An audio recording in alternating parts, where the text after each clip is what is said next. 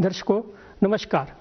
बालों के झड़ने की समस्या केवल भारत में नहीं, पूरा विश्व इससे परेशान है।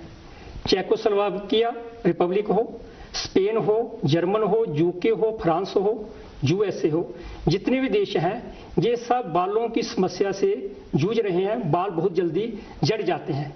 इसका क्या कारण है? क्यों उम्र से पहले ही बाल झड़ जाते हैं, जब सिर के पूरे बाल जो हैं वो निकल जाते हैं? आइए इन सब प्रश्नों के बारे में जानते हैं और जानकारी देने के लिए हमारे स्टूडियो में उपस्थित हुए हैं मॉडर्न मेडिकल साइंस के विशेषज्ञ भी और भारतीय चिकित्सा पद्धति जो आयुर्वेद है उसके भी आयुर्वेदाचार्य हैं वो भी उपस्थित हुए हैं। डॉक्टर मुबशर जी, आपका बहुत बहुत स्वागत है। आप मॉडर्न मेडिकल साइंस के विशेषज्ञ हैं, विशेषकर बालों के झड़ने की समस्या जो होती है, जो त्वचा रोग होते हैं उसके बारे में। डॉक्टर गुप्ता जी, आपका भी स्वागत है। आप आयुर्वेदाचार्य हैं और भारतीय चिकित्सा पद्धति के हिसाब से किस प्रकार ये बालों की झड़ने की समस्या हल की जाती है, इसके बारे में आप बहुत अच्छी जानकारी रखते हैं। आप दोनों का बहुत बहुत स्वागत है हमारे स्टूडियो में। डॉक्टर मुबशर जी, आपसे हम शुरू करते हैं। जैसे देखी जाए कि बाल जो हैं ये झड़ते हैं, पैच पैच में झड़ते हैं। इसका टेक्निकल नाम भी आपके पास होगा इस बीमारी का। ये क्यों ऐसा होता है कि बीच बीच में बाल झड़ना शुरू हो जाते हैं? इस बाल झड़ने की बीमारी को एलोपेशिया एरिएटा कहते हैं, या आम भाषा में इसे बाल चरा भी कहा जाता है। जी। तो इसमें अचानक बालों की स्कैल्प पे या फिर दाढ़ी वाले एरिया में पैचेस आना शुरू हो जाते हैं आमतौर पे। जी। और कंप्लीट हेयर लॉस होता है, यानी जो नीचे की त्वचा है वो आपको दिखने लगती है। जी। लेकिन ज्यादातर केसेस में इसमें कोई सिम्टम्स नहीं आते, आपको खारिश या कोई दर्द महसूस नहीं होगी। बस अचानक एक पैच आ जाएगा जहां से बाल कंप्लीटली चले जाते हैं। उसके बाद दूसरा पैच भी बनता है झड़ने के लिए, आगे बढ़ता जाता है? जी, बन सकता है। ये डिपेंड करता है, हर आदमी में प्रेजेंटेशन अलग होती है। ज्यादातर लोगों में 1 या 2 पैचेस बनने के बाद कुछ महीनों बाद वो ठीक हो जाता है। क्योंकि जो एलोपेशिया एरोटा का एक बार शिकार हो जाए, क्या वो ऐसा रहेगा या इसका कुछ इलाज हो सकता है? इसमें हम जो पेशेंट्स हैं उनको 2 कैटेगरी में डिवाइड करते हैं, लो रिस्क और हाई रिस्क। जी।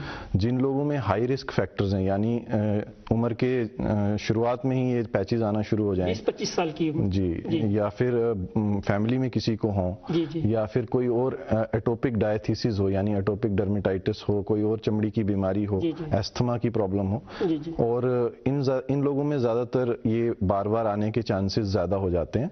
और कभी कभी ये पैचेस फैल भी सकते हैं और पूरी बॉडी को भी इन्वॉल्व कर सकते हैं, जिसे हम एलोपेशिया यूनिवर्सैलिस कहते हैं, यानी कि पूरी बॉडी के ही बाल झड़ जाते हैं।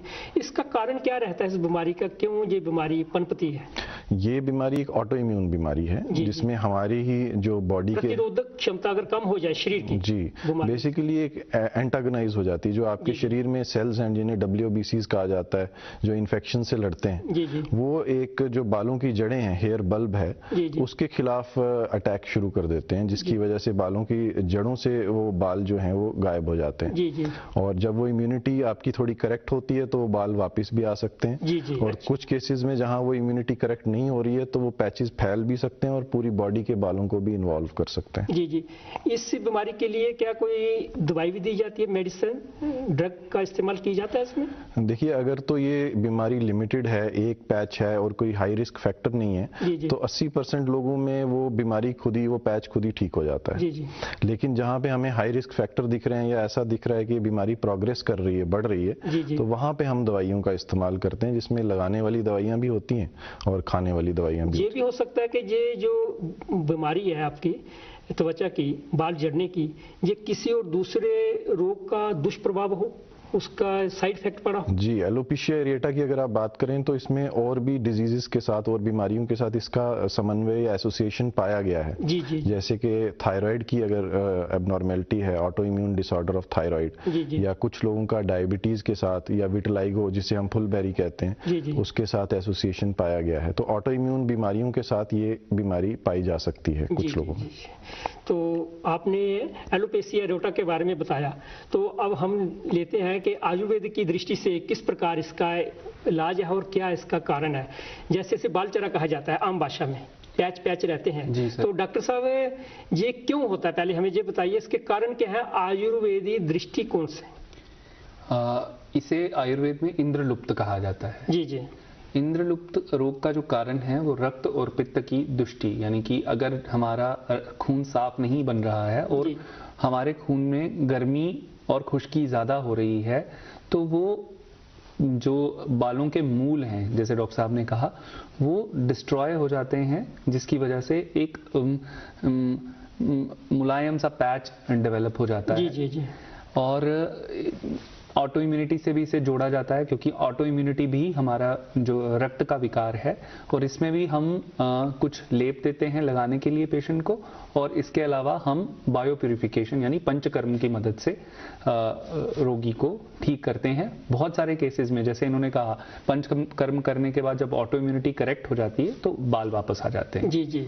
इसमें मुख्य कारण क्या रहता है? वैसे देखा जाए ऑटोइम्यून ही रहता है, प्रतिरोधक क्षमता जो हमारे शरीर की रोगों से लड़ने की वो कम हो जाती है, या और भी कोई कारण रहता है? यही एक कारण है, और ऑटो इम्यूनिटी आने का सबसे बड़ा कारण है लाइफस्टाइल डिसऑर्डर्स। जब हम अपने खाने पीने और रहन सहन की हमारी पद्धति ठीक नहीं होती, शरीर के अनुकूल नहीं होती, तो उसी कारण ऑटो इम्यूनिटी डेवलप होती है, जिस वजह से ये प्रॉब्लम्स आती हैं। इसके लिए आपने पंचकर्मा का नाम लिया कि पंचकर्मा में कौन कौन से निदान किए जाते हैं इसके लिए, विशेषकर बालचरे के लिए? इसमें हम विरेचन करवाते हैं। विरेचन मतलब दवाई देके रोगी को दस्त लगवाना, जिससे उसके पित्त का जो बॉडी से निस्सरण हो जाए।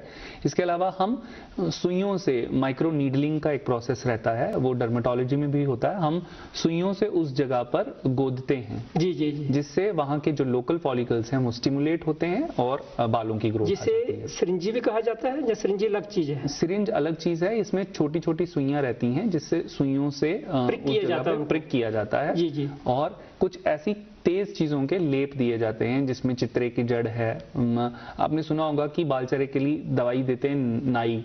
जी जी। तो बहुत सारे हर्बो मिनरल ऐसे कंपाउंड्स हैं जिससे मलहम बनाए जाते हैं, जिनको रगड़ा जाता है उस पर्टिकुलर स्पॉट पे, जिससे हेयर की ग्रोथ हो जाए। डॉक्टर साहब, ये तो हमने बात की कि ये पैच थोड़ा होता है, कई बार ऐसा होता है पूरे शरीर के नहीं, सिर के बाल जो है पूरे जड़ जाते हैं, और सिर जिसे गंजापन कहते हैं, बेल्डनेस हो जाती है, और इससे लोग अक्सर परेशान रहते हैं, अपने आप को हीन भावना से देखते हैं, जहाँ मजाक का कारण बन जाता है। ये एक बहुत समस्या है। तो ये गंजापन क्यों आता है आम लोगों में? जी, डिफ्यूज हेयर लॉस कहा जाए इसे, यानी कि पूरे सिर से बाल झड़ जाना या बालों की वॉल्यूम कम हो जाना। उसमें काफ़ी सारे डिसऑर्डर्स हैं, लेकिन आम तौर पे जो मर्दों में पाया जाता है, जिसे हम कॉमन बाल्डनेस या आम तौर पे गंजापन कहते हैं, जी जी, उसमें बालों की जो फॉलिकल्स हैं उनकी मिनिएचराइजेशन हो जाती है, यानी उनका जो जड़ें हैं, फॉलिकल्स में जो बालों की जड़ें हैं, जी जी, उनका साइज कम हो जाना, उनकी लेंथ कम हो जाना, उनका डायमीटर कम हो जाना, और उनके जो पिगमेंटेशन है उनका कालापन कम हो जाना, वो मिनिएचराइजेशन की प्रोसेस की वजह से आहिस्ता आहिस्ता जो सिर से बाल दिखना कम हो जाते हैं, झड़ने लगते हैं। और खास तौर से जो ये हमारा फ्रंटो टेम्पोरल एरिया है, ये साइड का एरिया है, और जो ऊपर का एरिया, जी, जिसे क्राउन एरिया आप कह सकते हैं, ये एरिया पे ये ज्यादा प्रभाव डालता है। जी जी जी। तो इसमें गंजापन के लिए क्या दोबारा ये बाल आ सकते हैं?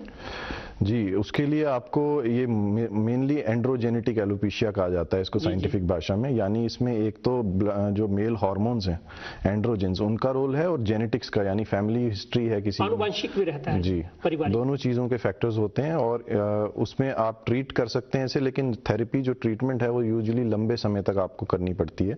उसमें लगाने वाली दवाइयाँ भी हैं, खाने वाली भी हैं, लेकिन ट्रीटमेंट क्योंकि रिस्पॉन्स लेट आता है, 3-4 महीने के बाद ही आता है, तो ट्रीटमेंट लंबे समय तक करना पड़ता है पेशेंट को। डॉक्टर साहब, ये बेसिकली ये किस उम्र में ये गंजापन शुरू हो जाता है आमतौर पर हमारे देश में?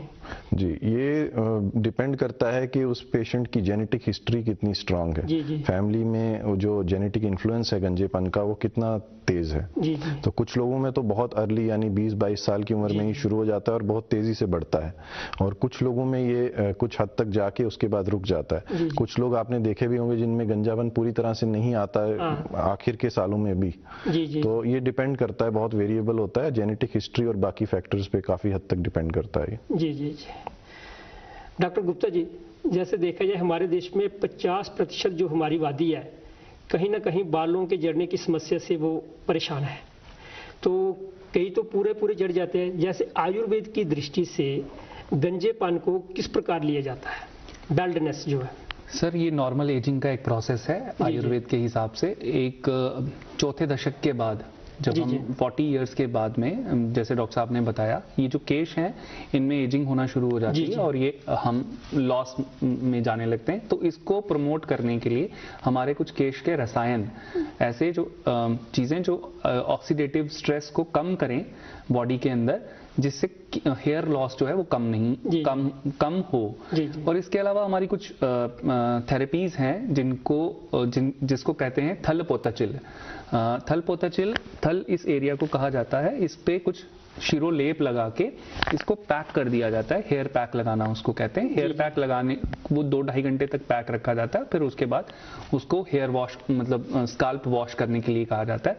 इसके अलावा शिरोधारा का एक प्रोसीजर रहता है हमारे यहाँ। तो शिरोधारा तेल से भी की जाती है और बहुत सारे हेयर ऑयल्स होते हैं जिनको मसाज करने के लिए, स्काल्प की मसाज के लिए दिया जाता है। बेसिकली पर्पस यही है कि जो लोकल ब्लड सप्लाई है उसको एनहांस किया जाए और लोकल मेडिसिनल लेप दिए जाएं, सो दैट जो उनके रसायन तत्व हैं वो स्काल्प से एब्जॉर्ब हों और जो हेयर फॉलिकल्स। आपके कहने का तात्पर्य है, अगर हमारे मस्तिष्क में, सिर में रक्त प्रवाह सही तरीके से रहेगा, ब्लड सर्कुलेशन, तो ये हमें कम चांसेस रहते हैं, ये हमें कम चांसेस होंगे। जी। तो डॉक्टर साहब आप बताएं कि इसके लिए क्या प्रिकॉशन लेने चाहिए कि हमें गंजापन से हम दूर रहें या कम से कम हो? जी, तो एक तो है कि अपने बालों की केयर की जाए जी। जो हार्श केमिकल्स या प्रोडक्ट्स आते हैं उनसे थोड़ा बचाव किया जाए जी। और बाकी इन्फेक्शंस के बाद भी कभी सीरियस इलनेस जैसे चिकन पॉक्स या डेंगू या आजकल कोविड के बाद बालों का झड़ना बहुत आम हो गया है जी। तो ऐसी सीवियर इन्फेक्शन से बचा जाए जी। तो ये कुछ बेसिक प्रिकॉशंस हैं जो सभी लोगों को लेने चाहिए जी। डॉक्टर साहब जाते जाते बताइए कि स्ट्रेस से जो आदमी तनाव आता है, इससे भी इस पर असर पड़ता है? बिल्कुल। स्ट्रेस जो है वो गुस्सा, तनाव जो है हमारे इम्यून रिस्पॉन्सेस को बहुत हद तक चेंज कर देता है। इसके अलावा स्ट्रेस जो है हमारी न्यूट्रिशनल एबिलिटी है, जो बॉडी से ग़िज़ा से विटामिन्स, मिनरल्स एब्जॉर्ब करने की क्षमता है, उसको कम कर देता है। इससे बालों की ग्रोथ और बालों की डेवलपमेंट, हेयर फॉलिकल के सर्वाइवल पे असर पड़ता है जी। जिसके कारण वो जल्दी मैच्योर हो जाते हैं और टूटने लगते हैं, झड़ने लगते हैं, मरने लगते हैं। डॉक्टर साहब बहुत बहुत धन्यवाद, आपने अच्छी जानकारी उपलब्ध करवाई हमारे दर्शकों को। तो दर्शकों आपने भी देख लिया, गंजापन को रोकने के लिए, जहां हम इस बीमारी से, बाल झड़ने की समस्या से दूर रहें, क्या क्या उपाय बताए गए हैं, इन पर जरूर ध्यान दीजिए। और इसके साथ ही गुस्सा, तनाव, संतुलित आहार, योगा और जो एक्सरसाइज है, व्यायाम, ये अवश्य करें। इससे भी काफ़ी हद तक ये समस्या का हल हो सकता है। बहुत बहुत धन्यवाद। डॉक्टर साहब आपका भी बहुत बहुत धन्यवाद, आप स्टूडियो में आए, बहुत अच्छी जानकारी उपलब्ध करवाई।